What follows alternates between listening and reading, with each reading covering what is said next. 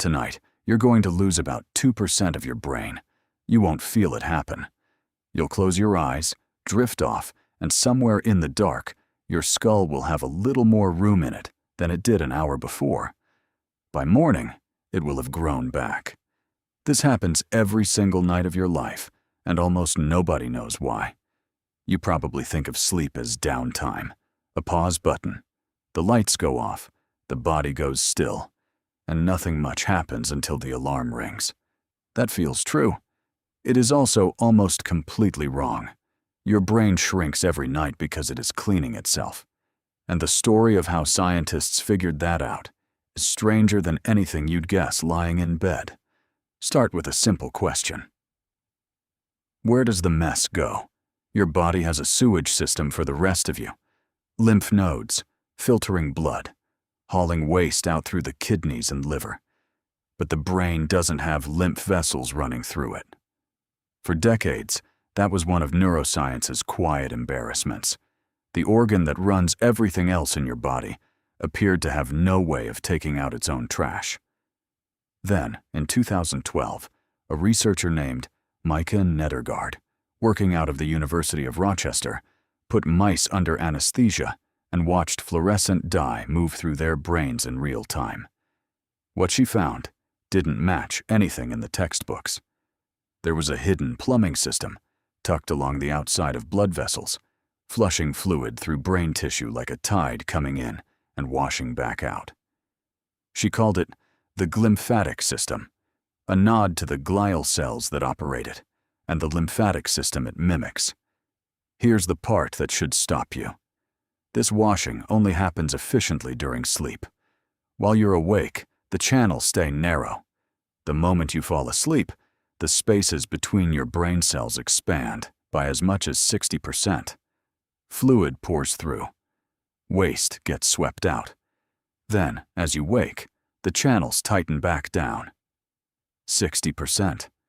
Picture your house shrinking down to let a cleaning crew squeeze through the walls, then expanding back once they're gone. That is roughly what's happening between your neurons every night, without your permission or awareness. What exactly is getting washed out? One answer matters more than the rest. Beta amyloid. It's a protein fragment, a normal byproduct of brain activity, but one that clumps together if it isn't cleared. Those clumps are the same sticky plaques found packed into the brains of Alzheimer's patients. In a 2013 study published in Science, Nedergaard's team showed that sleeping mice cleared beta amyloid roughly twice as fast as mice that were kept awake, twice as fast. The difference between sleeping and not sleeping wasn't a small variation. It was the difference between a brain taking out its garbage and a brain slowly burying itself in it. So why the shrinking? The prevailing theory sounds almost too simple. Cerebrospinal fluid, the clear liquid that cushions your brain, needs somewhere to go to do its flushing. When brain cells contract slightly during deep sleep, they open up more space between them, more channels for fluid to move through, more surface area for waste to be swept into that outgoing tide. Your brain isn't withering, it's making room to be scrubbed. Now think about what that means for a single missed night.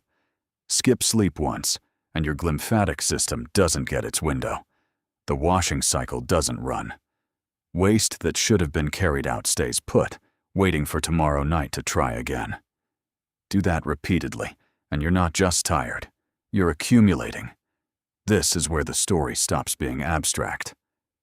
In 2021, epidemiologist Séverine Sabia and colleagues published a long-term study following nearly 8,000 adults for around 25 years, tracking their sleep and later testing for dementia.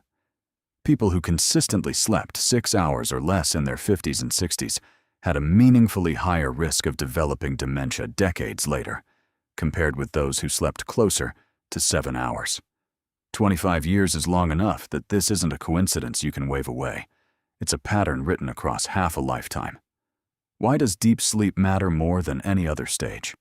Because the glymphatic system doesn't run at full strength the entire night.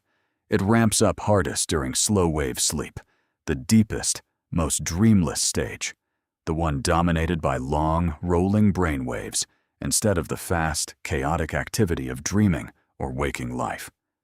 Slow-wave sleep is also the stage that shrinks fastest as you age, and the stage that gets sacrificed first when your sleep is fragmented, interrupted, or simply too short.